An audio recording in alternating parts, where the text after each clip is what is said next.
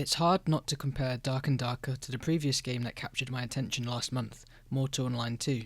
Besides the first-person melee elements, both games feature a blend of PvP and PvE, full looting, magic and running around dimly lit environments. Whilst I walked away from Mortal disappointed, it was tantalisingly close to greatness, as the key ingredients were all present, they simply needed refining into a more elegant product. Little did I know that 1 week later, I would be playing a game that does just that. In walks the Dark and Darker playtest, a free-to-play pre-alpha cooked up in around 10 months by a new studio called Iron Mace. If any of the old heads in my audience remember the Chivalry 1 mod, Random Dungeons, this is essentially a game built around that concept. You spawn into a dungeon, move from room to room fighting AI skeletons, looting chests and occasionally encountering other players that you can either kill or run away from. Funnily enough, the Civ 1 mod was made by a former Tritonian developer, and considering how big this playtest became, peaking at over 100,000 concurrent views on Twitch, one must be bewildered once again at Tritonian for not implementing a game mode like this into Mordhau whilst it had years of dominance over the market. Tritonian's missed opportunity was seized in full by these upstart Korean devs who without a doubt smashed it out of the park.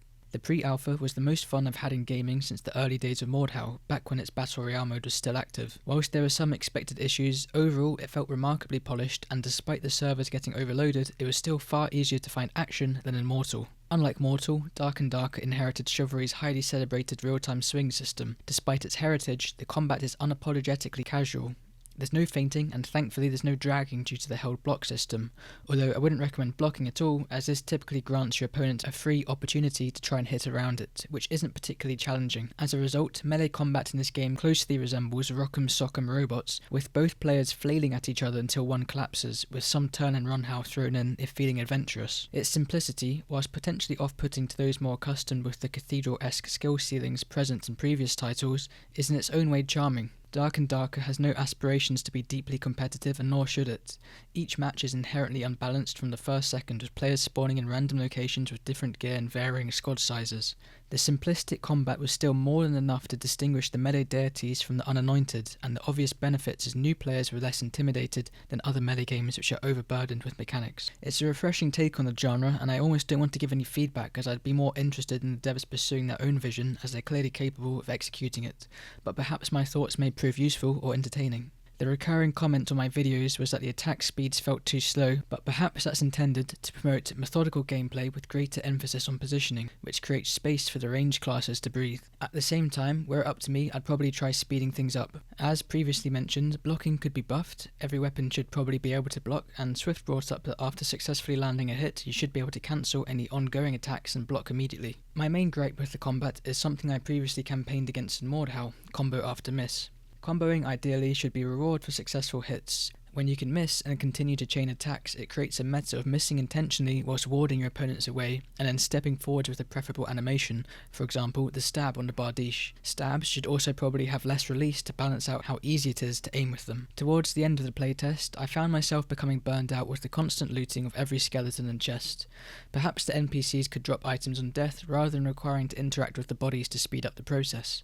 To that end, chests could be reduced in quantity, but with increased items so they're more exciting to plunder. The PvE was very difficult, which apparently was due to the playtest occurring in a late game dungeon, which meant that most players ended up dying to mobs before they encountered other players, resulting in the lobbies feeling empty. Although this will probably be tuned down in further tests, I would be interested in ramping up the chaos by seeing how many players could be pushed into a single match, especially given that I didn't encounter any performance issues with the current 16-player cap.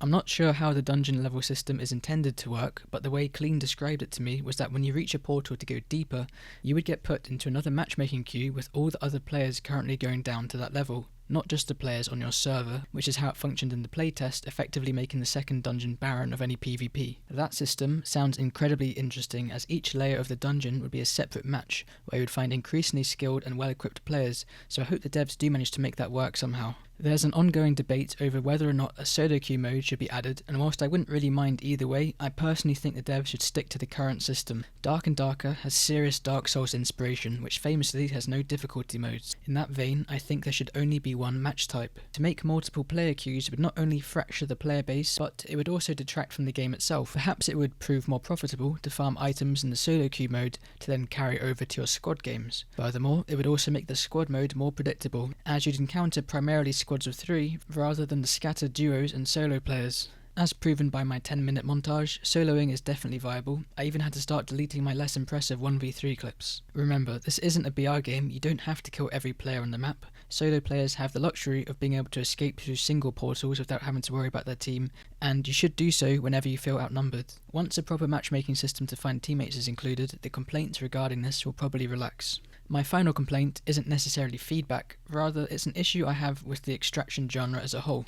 The optimal scenario in these games is to be placed into an empty server where you have free reign to loot every nook and cranny and kill every NPC. However, PvE is inherently tedious, whether it's Hunt Showdown or Dark and Darker. At first it can pose a challenge, but quickly the bot engagements can be trivialised by punishing their unchanging patterns. PvP remains the true highlight of these games, as each player encounter is unique and dynamic, whereas the mobs merely become a nuisance. If the most preferable scenario doesn't involve engaging in any PvP, then this is bad game design. The key to solving this issue comes from an unlikely place, Dead by Daylight. What we really need are player-controlled boss fights.